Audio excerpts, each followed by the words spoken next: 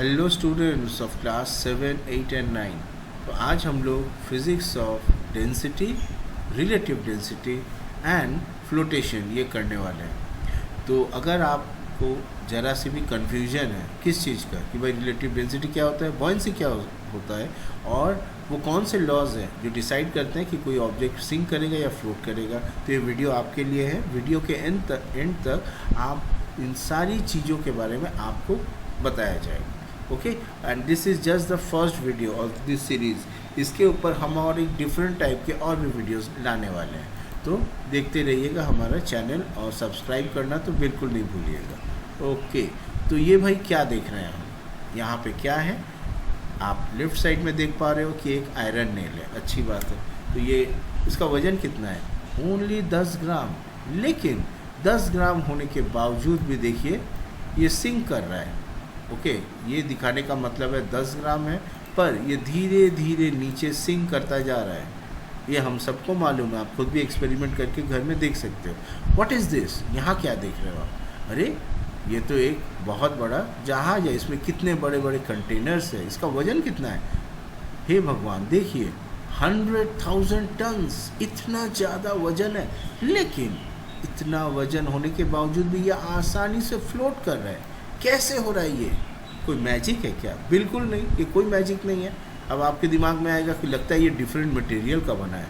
आपको लग रहा है ये डिफरेंट मटेरियल का है? ये वही मटेरियल का बना है जो ये आयरन नेल है ना। ये आयरन नेल किससे बना था?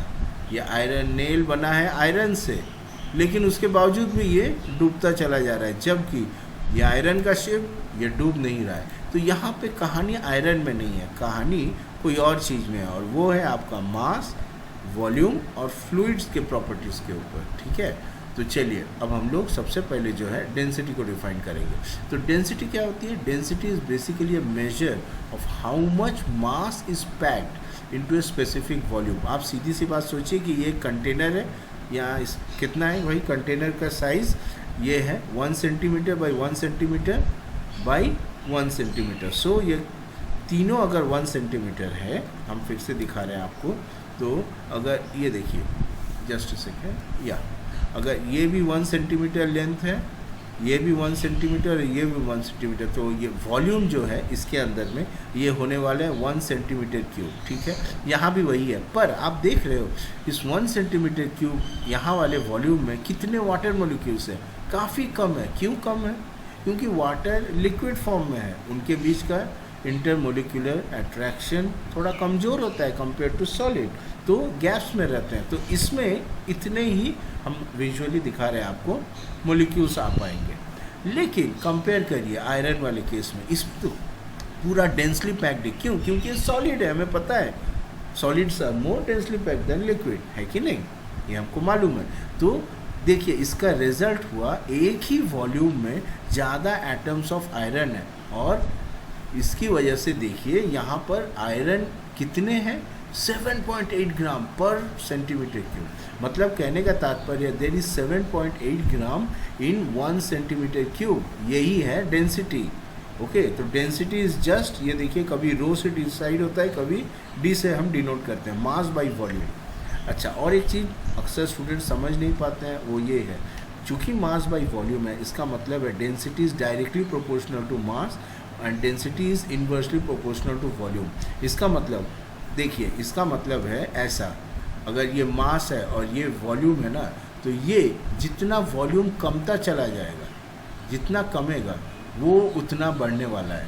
और अगर दूसरा चीज़ देखिए, अब हम दूसरा कलर यूज़ कर रहे हैं, और जितना मास आपका बढ़ेगा उतना डेंसिटी बढ़ेगा। आई बात समझ में? ये देखिए, जितना वॉल्यूम कमेगा उतना डेंसिटी बढ़ेगा, जितना मास बढ़ेगा उतना डेंसिटी बढ़ेगा। This is the feature of this inverse relationship. Okay, good.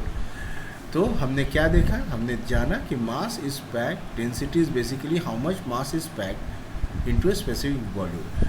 अगर कॉमन लैंग्वेज में बात करें तो डेंसिटी इज़ बेसिकली कंसेंट्रेशन, अक्सर हम लोग ये वर्ड यूज़ करते हैं। तो भाई density of a substance is the mass of 1 centimetre cube of the substance. कभी कभी हम 1 सेंटीमीटर क्यूब की जगह 1 मीटर क्यूब भी यूज़ करते हैं, तो वहाँ पे आप केजी में यूज़ करोगे। सो density in terms of KG पर मीटर क्यूब और ग्राम पर सेंटीमीटर क्यूब, ये दोनों यूनिट्स में आपका डेंसिटी मेजर किया जाता है। अच्छा, ये तो हमें मालूम ही है। देखो आप, और एक तरीके से हम समझाते हैं। ये एक मैग्नीफाइंग ग्लास है जहाँ हम गैस को देख रहे हैं, यहाँ पे लिक्विड को देख रहे हैं, सॉलिड को देख रहे हैं। पहला अंतर क्या दिखा, कितने कॉम्पैक्ट है, मतलब यहाँ आपको कितने ज़्यादा एटम्स दिख रहे हैं, इसी से तो पता चलता है ये कॉम्पैक्ट है, क्लोजली पैक्ड है, जबकि लिक्विड में थोड़े लूजली बाउंड है। क्यों, इनका इंटर एटॉमिक अट्रैक्शन कमज़ोर है कंपेयर टू सॉलिड्स। गैस में तो है ही नहीं इंटर एटॉमिक डिस्टेंस, एक दूसरे से भागे चले जा रहे हैं, इसीलिए तो इस स्पेस में करीबन 12 एटम्स आपको दिखने वाले हैं। So this is least dense, this is less dense and this is highly dense. तो इसकी वजह से आप समझ पा रहे हो कि इसका डेंसिटी ज़्यादा होगा इससे। सो density of solid will be more than the density of liquid will be more than the density of gas। ये अगर हम सेम सब्सटेंस की बात करें, लेकिन कभी कभी एक्सेप्शन भी होता है, जैसे कि हम यहाँ देख रहे हैं वाटर के केस में। This is the only exception. Liquid water, जो कि हम वाटर है, उसका डेंसिटी कितना है, 1 ग्राम पर सेंटीमीटर क्यूब, जबकि जब वो सॉलिड फॉर्म में जाता है आइस में, देखिए ये कम गया, बड़ा नहीं, ये ओनली एक्सेप्शन है। इसका रीज़न ये है कि जब वाटर फ्रीज करती है आइस में, it's molecules they form a rigid open structure.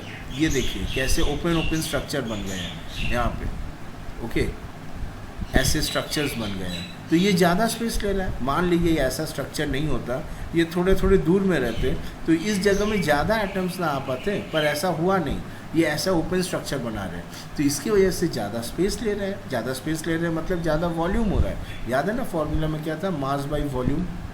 तो अगर वॉल्यूम ज़्यादा हो गया तो डेंसिटी छोटा हो जाएगा, दोनों में इन्वर्स रिलेशनशिप है। तो वही हो रहा है। So because the density of ice is less than the liquid water, इसकी वजह से देखिए solid ice it floats on liquid water, ये भी एक कॉन्सेप्ट है।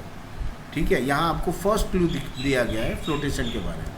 अच्छा, अब हम पढ़ते हैं डेंसिटी लैडर के बारे में, बहुत इंपॉर्टेंट है। ये लैडर एक ऐसा, आप सोच सकते हो, वर्टिकल स्केल है, जहाँ पे 1 जो है, 1 वो होता है वाटर के लिए, जो कि आप यहाँ पे देख पा रहे हो, दिस इज़ वाटर। नाउ इस स्केल में हम क्या कर रहे हैं, सबका जो है डेंसिटी दे रहे हैं इन टर्म्स ऑफ ग्राम पर सेंटीमीटर क्यूब।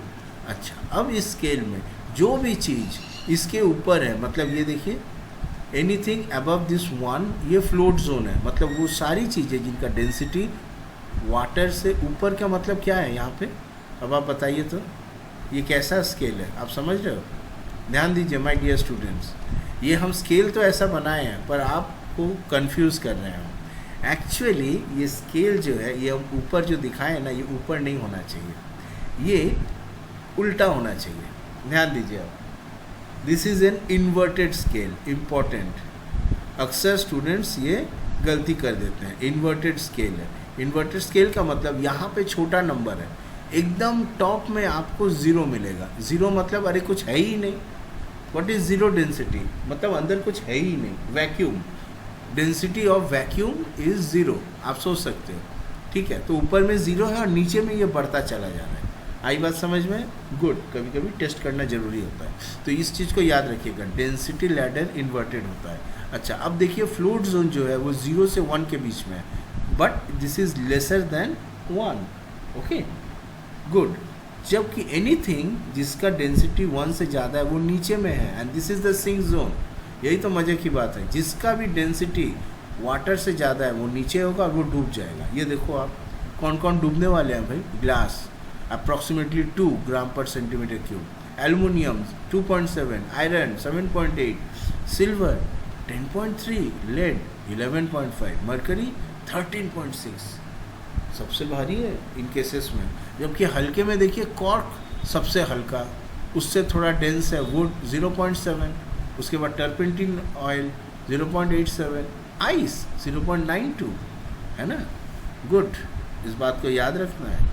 गुड, अच्छी बात। अब हम लोग पढ़ेंगे रिलेटिव डेंसिटी के बारे में। तो ये क्या होती है?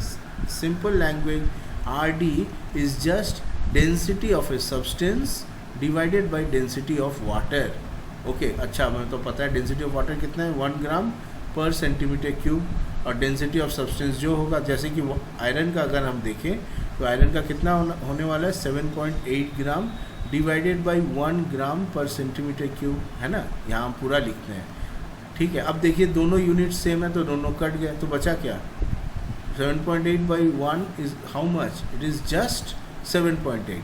अच्छा, यहाँ पे देखिए क्या दिखाया गया, यहाँ दिखाया ये गया है कि 7.8, ये स्केल आपको क्या दिखा रही है, ये स्केल हमें यही चीज़ दिखा रही है कि अगर दोनों का वॉल्यूम सेम है, अगर देखिए यहाँ पे V अगर दोनों का सेम है तो यहाँ हम देखेंगे कि ये जो है this is 7.8 times heavier. Okay, 7.8 times इसका मास ज़्यादा होने वाला है इससे। ये अब थोड़ा कंफ्यूजिंग है यहाँ पे जो दिखाया गया है, खैर इस चीज़ को आप यहीं से समझिए, ज़्यादा कंफ्यूजन का बात ही नहीं है। RD is just mass density of substance divide by density of water. So अगर हम डेफिनेशन बोले तो it is the defined as the mass of any volume of the substance divided by the mass of an exact same equal volume of water, क्योंकि तब दोनों का denominator cut जाने वाला है ना। सो RD of relative density of iron is 7.8। मज़े की बात है, इसमें कोई यूनिट्स नहीं है, इट इज़ डायमेंशनलेस। ओके, ये देखिए यूनिट्स कट गए तो ये क्या हो गया, just it becomes a dimension. Okay, pure multiplied number है, अच्छी बात। अच्छा, अब हम लोग समझेंगे फ्लोटेशन के बारे में। तो भाई फ्लोटेशन जो है इट्स ए रिलेशनशिप, कोई फिक्स्ड रूल नहीं है। अभी हम देखेंगे कि क्यों रूल नहीं है। तो देखिए, एक बॉडी किसी भी बॉडी में तब डूब जाएगी जब उसका डेंसिटी ज़्यादा होगा, ये हमें पता है। जैसे कि आयरन, उसका डेंसिटी कितना है 7.86। किस में है भाई आयरन, पानी में है। पानी का डेंसिटी कितना है 1.0 ग्राम पर सेंटीमीटर की। ऑफकोर्स ये डूबेगा, पर यही आयरन को देखिए अगर हम लोग मरकरी में डालें, मरकरी का डेंसिटी कितना है 13.6, जबकि आयरन का है 7.86। तो आयरन का डेंसिटी तो मरकरी से कम है, इसीलिए देखिए आयरन आराम से फ्लोट कर रहा है। ओके, एक ही चीज़ जब सब्सटेंस डिफरेंट हो गया, डेंसिटी डिफरेंट हो गया, तो उसका देखिए बिहेवियर बदल गया। कहीं पे ये डूब जा रहा है, somewhere it is sinking, somewhere it is floating. Okay, ये पूरा खेला जो है, ये जो पूरा खेल है, ये इन दोनों का रिलेटिव डेंसिटी के ऊपर में, कौन किससे रेस्पेक्ट में कितना डेंस है, सीधी सी बात है। जो ज़्यादा डेंस है वो डूब जाएगा, जो कम डेंस है वो फ्लोट करेगा, एज सिंपल एज दैट। तो अच्छा, जब हम कोई चीज़ पानी में डुबाते हैं, पानी नहीं किसी भी लिक्विड में, यहाँ पे दो फोर्सेस का युद्ध होने वाला है। फर्स्ट, जिस ऑब्जेक्ट को हम डुबा रहे हैं, मान लीजिए दिस इज़ द ऑब्जेक्ट जिसको कि हम इमर्स करना चाहते हैं लिक्विड में, तो उसका एक वेट है जो डाउनवर्ड होता है, और दूसरा जो फोर्स है जो इसके बिल्कुल ऑपोजिट में एक्ट करती है वो है बॉयंट फोर्स। इसको अक्सर हम लोग अपथ्रस्ट कहते हैं। ये लिक्विड का रिएक्शन है, आप बोल सकते हो this is the reaction of liquid and this is the action जो कि अभी हम करने वाले हैं। तो यहाँ एक एक्शन रिएक्शन के जैसा आप सोच सकते हो, अच्छी बात है। बैटल ग्राउंड हो गया है, एक ऊपर से नीचे आ रहा है, एक बिल्कुल, और एक नीचे से ऊपर जा रहा है। तो भाई जीतेगा कौन, देखते हैं, कोई ना कोई तो ज़रूर जीतेगा। तो देखिए इसके ऊपर 3 केसेस हो सकते हैं, मतलब अगर एक तरफ W है और एक तरफ आपका बॉयंट फोर्स है तो 3 केस हो सकते हैं ना। या तो वेट बॉयंट फोर्स से ज़्यादा है, या दोनों का इक्वल है, या वेट बॉयंट फोर्स से कम है, ठीक ना। तो ये तीनों केस हो सकते हैं। तो देखिए यहाँ पे वही चीज़ दिखाया गया। मान लीजिए वेट ऑफ दिस ऑब्जेक्ट जो हम लिक्विड में इमर्स करना चाह रहे हैं उसका वेट ज़्यादा है, ठीक है। तो बेसिकली ये कब होने वाला है, ये होगा तब जब density of this solid is more than the liquid, आराम से वो ऑब्जेक्ट सिंक कर जाएगा। ये देखिए, so the fate of an object depends entirely on the resultant force. If the weight dominates it sinks. जबकि अगर दोनों इक्वल हो जाते हैं, मान लीजिए weight is equal to the buoyant force, तब क्या होगा, तब बेसिकली ये कब होगा, तब होगा जब density of this solid is equal to that of liquid. और ऐसे केस में दोनों फ्लोट करेंगे, लेकिन this object will float inside the surface. ये देखिए, ये लिक्विड सरफेस है, इसके नीचे में वो फ्लोट कर रहा है। This is important. Third case देखिए, थर्ड केस है weight of the object is less than the buoyant force. उस केस में क्या होगा, चूँकि weight is less than the buoyant force, so why, because the density of this solid is definitely less than the liquid। तो यहाँ पर क्या होगा, buoyancy ऑब्जेक्ट को पुश करेगी। कब तक पुश करेगी, जब तक weight is equal to the buoyant force.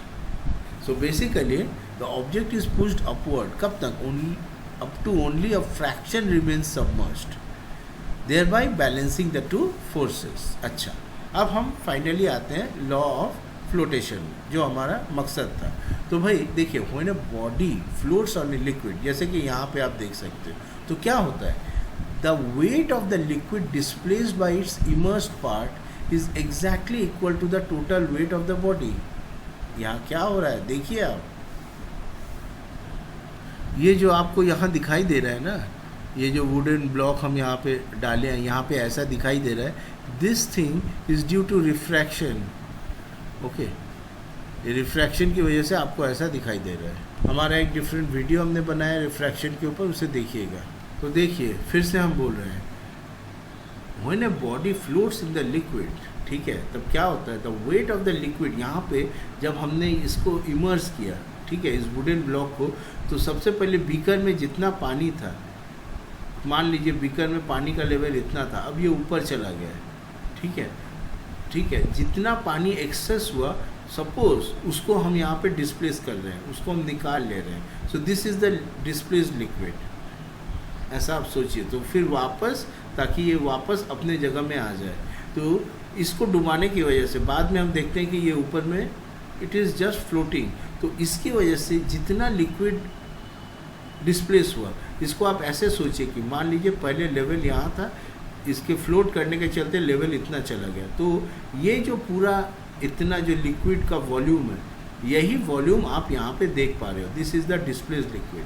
तो ये जो डिस्प्लेस्ड लिक्विड का वेट है, अगर हम वेट करें, this is just equal to the weight of this wooden box.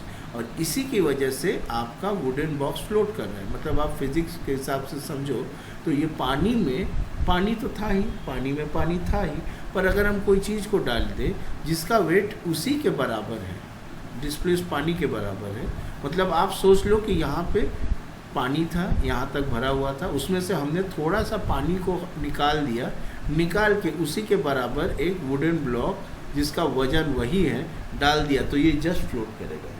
This is the basic concept. Okay, so wait of the floating body here, this is equal to the weight of the liquid displaced by its immersed part. ये बहुत important है. Liquid, weight of the liquid displaced by its immersed part. Okay, good. So दूसरी भाषा में, according to this law of flotation, the apparent weight of the floating body is just zero. तो भाई a body floats with its major portion outside. ये देखिए यहाँ पे जो है कहाँ गया, ये देखिए मेजर पोर्शन आउटसाइड. ये पहले भी हमने आपको दिखाया है, इनफैक्ट यहाँ पे भी देखिए, यहाँ पे भी हमने कहा था, ये जो फ्लोटेशन जब हो रहा है ये वाले केस में. So major portion outside. Okay, good. चलिए अब हम लोग इसके बाद वाला चीज़ देखते हैं. ओके, और एक चीज़ जो हम बताना चाहेंगे, आपको कभी भी यहाँ पे you don't need to support the whole volume of the object. Volume को नहीं सपोर्ट करना है, you just need to displace enough fluid to match its weight, जो कि यहाँ पे किया गया है. इस बात को बहुत ध्यान देना है आपको. अच्छा, एपरेंट वाली बात, एपरेंट वेट वाली बात शायद आपको समझ में नहीं आई होगी, वही हम करते हैं. तो देखिए, according to the law of flotation, the apparent weight of a floating body is zero. इसका क्या मतलब है जो हमने कहा? तो देखिए, बॉयंट फोर्स तो था, हमने आपको बताया था ना, वो परफेक्टली काउंटर कर देती है the downward pull, that is F is equal to W, है ना, यही तो हमने आपको दिखाया था. ओके, अच्छी बात है भाई, FB is equal to W. So the resultant force acting on the body is nullified. इसका मतलब while floating objects effectively weight nothing, मतलब एक वेटलेसनेस हो जाता है, कोई फोर्स ही नहीं है इसके ऊपर. ऊपर वाला भी वही, नीचे वाला भी वही, दोनों सब्ट्रैक्ट हो गए, ज़ीरो. तो अगर हम कोई वेट करना चाहें तो हमको कोई मिलेगा ही नहीं. इसी को बोला जाता है apparent wait is just zero. Apparent मतलब दोनों का सब्ट्रैक्टिव वेट. ओके, आई बात समझ में? तो चलिए अब हम लोग देखते हैं, यहाँ और एक कॉन्सेप्ट को बताया गया है, वो है liquid density. It basically dictates, क्या डिक्टेट करती है भाई? The submersion depth. देखिए, अब फ्लोटिंग बॉडी, ये जो है, आप यहाँ पे एक ब्लॉक ए देख रहे हो, ब्लॉक बी देख रहे हो, यहाँ देखो एक लाइन खींचा हुआ है. ये बीकर पी में वाटर का डेंसिटी कितना है? 1. देखिए, बीकर क्यू में क्या है, ग्लिसरीन है, इसका डेंसिटी कितना है 1.26। क्या आपने देखा यहाँ पे, देखिए ये काफ़ी अंदर सिंक कर चुका है, जबकि यहाँ पे काफ़ी पार्ट इसका ऊपर है, जबकि दोनों block A and block B are identical. Okay, so block A and B are identical wooden blocks. Okay, good. अब आपको ये भी बता दें वुडन ब्लॉक का मतलब क्या है। चलिए डेंसिटी लैडर में एक बार देख लेते हैं। ये देखिए समथिंग लाइक दिस 0.7। ओके, हो सकता है उसके अंदर में भी और कुछ डाला गया हो, I don't know from outside. Okay, तो अब देखिए यहाँ पे the floating body it is adjusting its submersion based on the fluid's density.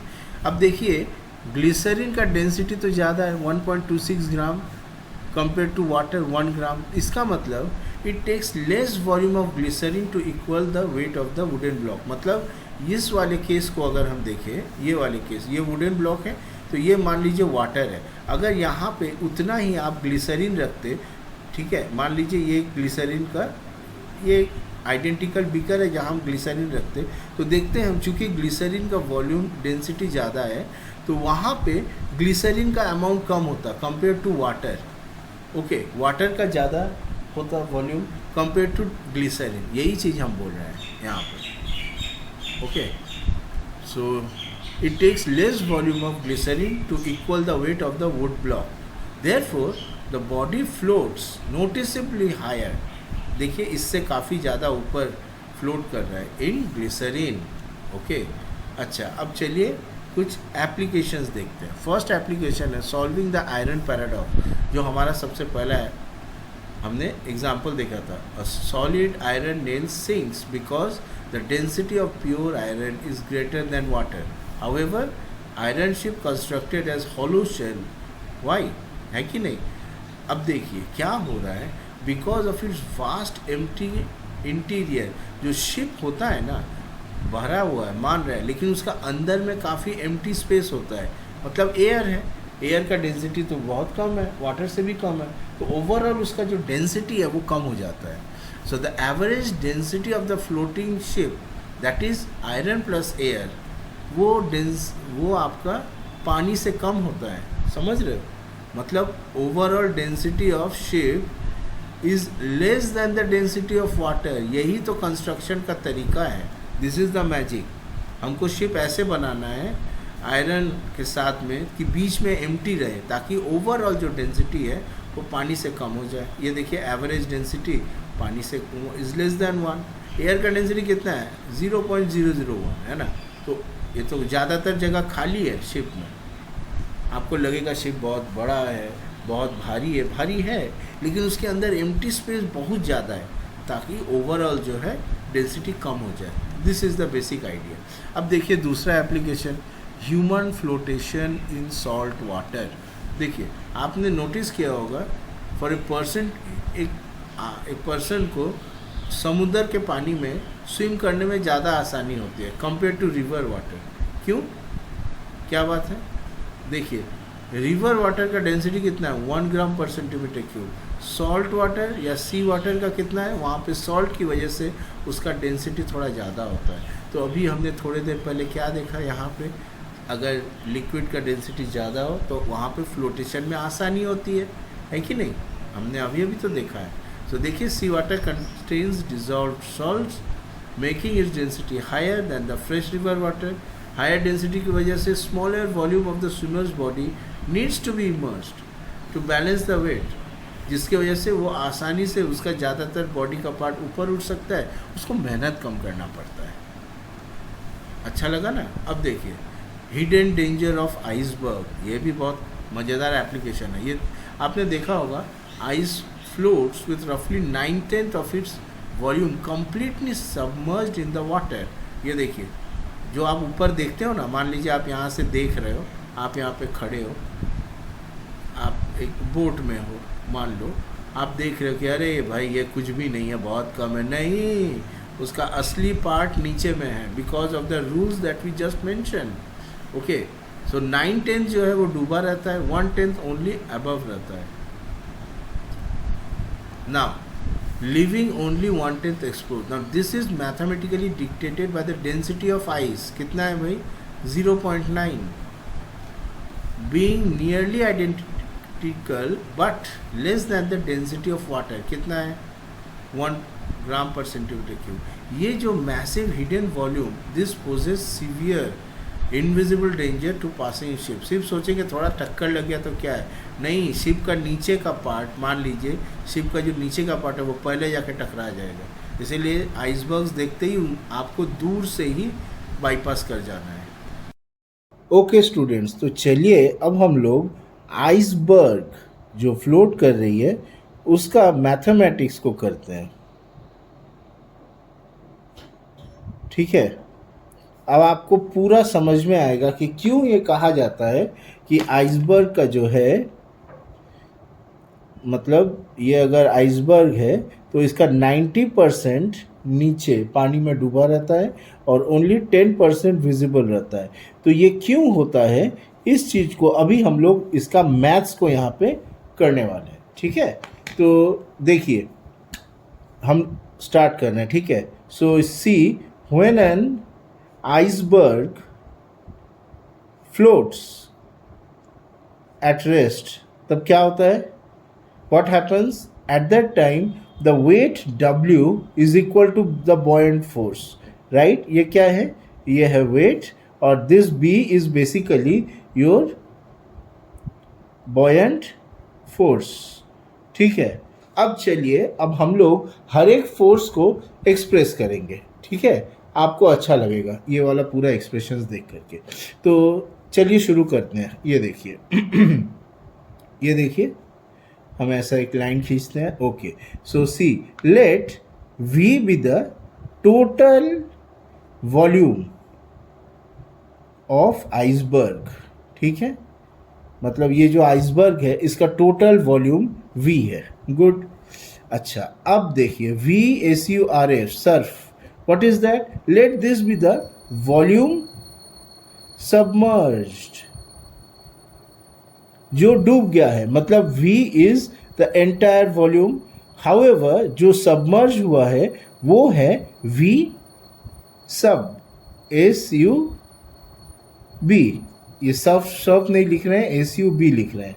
ठीक है, सब फॉर submerged. अच्छा जी, अच्छा अब देखिए नेक्स्ट, डेंसिटी ऑफ आइस. ये तो हमको पता ही है. सो this is basically density of ice और रो ऑफ वाटर है density of water.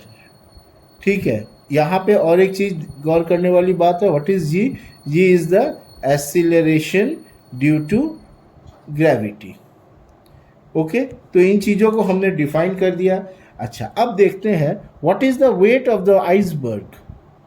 Wait of iceberg कितना होगा भाई? भाई ग्रेविटेशन का क्लास है, बताइए. So total weight is equal to, है ना, क्या है, density of ice into volume into g. अब आप बोलोगे सर ये क्या हो गया, डेंसिटी इंटू वॉल्यूम क्यों हो गया? याद रखिए what is density. Density is mass by volume. तो इसका क्या मतलब है, what is mass? Mass is equal to density into volume, है ना. और what is weight? Weight is basically mass into acceleration due to gravity, है कि नहीं. तो वही चीज़ को हम यहाँ पे ऐसे शॉर्ट में लिख रहे हैं. ओके, सो यहाँ पे कुछ भी छिपा हुआ नहीं है. ओके, अच्छा अब हम लोग देखते हैं buoyant force. Right, so buoyant force which is basically the weight of water displaced, right? So what is that?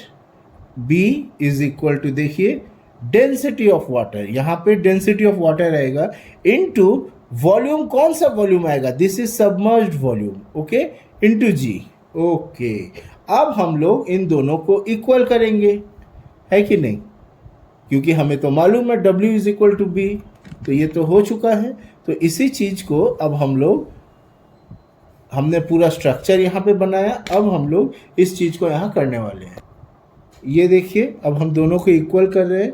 तो हमारा वेट है density of ice into V into g. अब this is equal to density of water into V submerge into g. अब दोनों side से जी जी तो cut गया, है कि नहीं? फाइन। तो हमको क्या मिला यहाँ पर से, इस चीज़ को हम आसानी से अगर रीअरेंजमेंट करें तो देखिए हमको क्या मिल रहा है। हमको मिल रहा है V submerge divided by V, this is equal to density of ice divided by density of water. Okay, ये देखिए, देखिए आप पूरी चीज को यहां से आसानी से जी जी कटने के बाद this is what we are getting. Okay, तो अच्छा, अब हम लोग जरा इसके मीनिंग को समझते हैं। ये हमको क्या बता रहा है, दिस पार्ट, बेसिकली आप इस पार्ट को समझिए। What is this? This is volume submerge divided by the total volume. So इससे क्या पता चल रहा है? This is basically the fraction submerged in water, है ना? And what is this? This is just equal to the density ratio. Okay, so this is just equal to the density ratio. That's it. यहाँ पे no other factor matters. इस बात को ध्यान दीजिए, no other factor matters. यहाँ पे और कोई चीज़ important नहीं है. Not size, दिखने में कैसा है, not shape and not mass, कुछ नहीं, just the density ratio, that's it. अब देखिए, अब अगर हम नंबर्स की बात करें, so basically हमने क्या देखा? हमने देखा the fraction submerged is equal to the density of ice divided by density of water. अच्छा जी, अब density of ice कितना है? Density of ice is approximately 917 kg per meter cube. And what is density of water? Basically sea water, right? Sea water is approximately 10, not हम kg per meter cube की बात कर रहे हैं, 1025 kg per meter cube, है ना? तो अब देखिए यहाँ से हमको क्या मिलेगा? Fraction submerge, this is equal to 917 divided by 1025। अगर आप करोगे तो दिस इज अप्रोक्सीमेटली 0.895 और 0.9। आई बात समझ में? तो इसीलिए हमेशा कहा जाता है आइसबर्ग्स के बारे में कि अप्रोक्सीमेटली 90%, दिस इज 0.9 और 90% इज अंडर वाटर, ओके, और only 10% is above surface. Okay, so this is the reason for this story. Okay, आई बात समझ में? तो हमने इस चीज़ को यहाँ पे एक्सप्लेन किया है, क्यों 10% क्यों दिखता है और 90% क्यों सबमर्ज रहती है। ओके, तो इसका मतलब है, ये देखिए आप, volume of the submerged object divided by the total volume of the object is equal to density of the object divided by, suppose वहाँ पे वाटर है तो डेंसिटी ऑफ वाटर, है ना? तो इसका क्या मतलब है? इसका ये मतलब है कि अ डेंसर ऑब्जेक्ट, मान लीजिए यहाँ पे दो ऑब्जेक्ट्स हैं, ऑब्जेक्ट 1 एंड ऑब्जेक्ट 2, तो इन दोनों में से कौन ज़्यादा सबमर्ज होगा पानी के अंदर, ये डिपेंड करेगा उसका डेंसिटी क्या है। तो यहाँ पे अगर density of object 1 is more than density of object 2, then it will be submerge more, है कि नहीं? इसका मतलब है a denser object basically needs to displace more water. क्यों? To generate enough upward push. यही हम लिख रहे हैं, ठीक है? A denser object needs to displace more water to generate enough upward push to support itself. Okay, तो भाई अगर, चलिए अब 3 केस की बात करते हैं। Suppose density of ice is equal to density of water, इसका मतलब रेशियो क्या हो गया? रेशियो हो गया 1। इसका मतलब फुली सबमर्ज्ड, पूरा पूरी सबमर्ज हो जाएगा, बेयरली फ्लोटिंग, पूरा पूरी डूब जाएगा, right? Like a submarine, like a submarine in neutral buoyancy, इसको अक्सर न्यूट्रल बॉयंसी भी बोलते हैं। अच्छा, सेकेंड केस देखिए, सेकेंड केस है density of ice, suppose ice नहीं ऑब्जेक्ट ही समझिए, density of the object is equal to half of the density of water. अगर ऐसा हुआ तो इसका मतलब क्या होगा, इसका मतलब रेशियो इज ऑल्सो हाफ, है कि नहीं। इसका मतलब हो रहा है कि आपका ओनली हाफ इज सबमर्ज्ड। तो अगर ये ऑब्जेक्ट है तो ओनली उसका आधा पार्ट ही डूबेगा पानी के अंदर, बिकॉज उसका डेंसिटी जो है पानी का आधा है। और अगर ध्यान दीजिए, थर्ड पॉइंट बहुत इंपॉर्टेंट है, थर्ड पॉइंट है, if density of the object और density of the ice is greater than equal to density of water. इसका मतलब क्या हो गया, ratio is greater than equal to water. इसका मतलब ही है इट सिंक्स, वो डूब जाएगा। क्यों, because it can never displace enough water. Okay, चलिए एक मज़ेदार बात बोलते हैं। Okay, important, if ice were denser than water, मान लीजिए ऐसा होता, हमने आपको बताया ना ice is an only exception solid form of water जिसका कि डेंसिटी वाटर से कम है। अगर ऐसा नहीं होता तो क्या होता, then ice would sink to bottom of ocean, है कि नहीं, ओशन के एकदम बॉटम में चला जाता। तो इसका मतलब क्या होता, इसका मतलब होता इवेंचुअली ओशंस वुड फ्रीज, पूरा का पूरा ओशन फ्रीज कर जाता फ्रॉम बॉटम अप। मतलब ये अगर ओशन है तो सब के सब नीचे चले जाते हैं, नीचे से धीरे धीरे करके फ्रीज करना शुरू हो जाता है। इसका क्या मतलब है, इसका मतलब है कि life on earth would be impossible. ये बहुत बड़ा स्टेटमेंट है। ओके, तो density of ice is less then water, ये एक बहुत बड़ा इंपॉर्टेंट चीज है। इसकी वजह से लाइफ समुद्र में हो पाया। आज क्या होता है, समुद्र का पानी अगर ऐसा है, ऊपर में आइस फ्लोट करता है लेकिन बीच में लिक्विड वाटर है, यहीं पे मछली वगैरह तैरते रहते हैं, उनको डिजॉल्व ऑक्सीजन भी मिलता रहता है। और अगर ये नीचे चला जाता तो सब कुछ सॉलिड हो जाता। आपको तो मालूम ही है, life started on earth from the sea itself, है ना। तो आज हमने बहुत इंपॉर्टेंट चीज़ों के बारे में जाना। ओके, तो देखिए इसी चीज़ को हमने पूरे कॉपी में समझाया है आपको कि सबमर्ज जो वॉल्यूम है it depends entirely on the ratio of density of ice to that of density of sea water. और इसी की वजह से देखिए सबमर्ज के पार्ट कितना है, अप्रॉक्सीमेटली 90% जो हिडन रहता है और शिप को इसी से खतरा है, और ओनली 1/10 दिखाई देता है। गुड, तो अब हम चलते हैं फोर्थ एप्लीकेशन में, जो कि सबमरीन्स। तो submarine is just a water tight ship जो कि अपने एवरेज वेट को मैनिपुलेट कर सकती है। अच्छा, कैसे होता है, तो मान लीजिए ये सबमरीन को अगर नीचे जाना है, डाइव करना है, तो वो क्या करेगी, आपको मालूम है, उसे सिंक करना अगर है, ओशन फ्लोर में नीचे जाना है, तो उसे अपना एवरेज डेंसिटी बढ़ाना होगा। वो कैसे करती है, उसके लिए वो अपने लार्ज इंटरनल टैंक्स को सी वाटर से भर देती है, और एज ए रिजल्ट सबमरीन का एवरेज डेंसिटी सी ओशन का जो सी वाटर है उससे ज़्यादा हो जाता है और वो डूब जाती है। ठीक है, और ऊपर आने के लिए वो क्या करती है, ऊपर आने के लिए, सरफेस में आने के लिए वो टैंक्स का पानी निकाल देती है, ठीक है, एम्प्टी कर देती है, जो डिक्रीजिंग द एवरेज डेंसिटी, तो जिसकी वजह से बॉयंट फोर्स खुद ब खुद उसको ऊपर सरफेस में ले आता है। Okay, good. फिफ्थ एप्लीकेशन, अब देखिए बायोलॉजिकल बॉयंसी इन व्हेल्स। अच्छा, अब क्या होता है देखिए, you see whales they possess a natural mechanism for controlling flotation।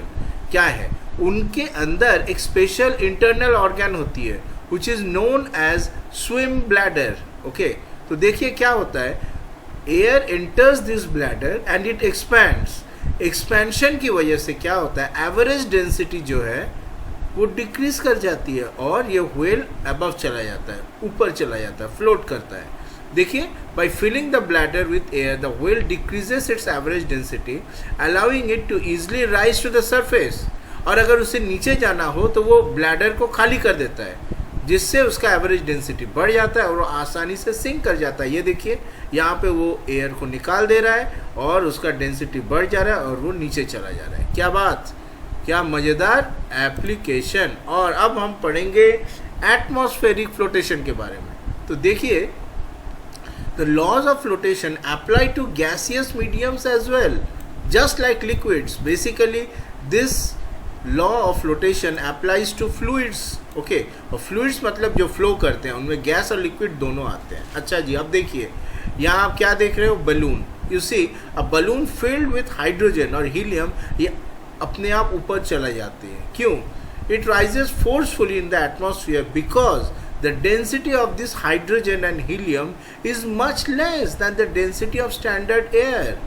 आई बात समझ में? ये देखो, हाइड्रोजन और हीलियम ये लो डेंसिटी है, जबकि आसपास का एयर का जो डेंसिटी है वो काफ़ी ज़्यादा है। ठीक है, इसकी वजह से क्या होता है, बॉयंट फोर्स अपने आप इनको ऊपर ढकेल देता है। So the buoyant force exerted by the displaced air is vastly greater than the balloons weight. Okay, तो ये रीज़न है आपका हॉट एयर बलून राइज करने का। तो चलिए अब हम फाइनली समरी स्लाइड पे आते हैं। फाइनल स्लाइड, हमने डेंसिटी के फॉर्मूले के बारे में जाना, रिलेटिव डेंसिटी के बारे में जाना, रिमेंबर इट्स डायमेंशनलेस। फिर हमने 3 रूल्स ऑफ सबमर्शन जाना। सिंक कब होगा, weight greater than buoyant force. Float कब होगा, when weight is equal to buoyant force. और फ्लोट पार्शियली कब होगा, weight is less than buoyant force. Law of flotation, weight of the floating body is equal to weight of the displaced liquid. Okay, so आज का ये class हम अब यहाँ पे एंड करते हैं।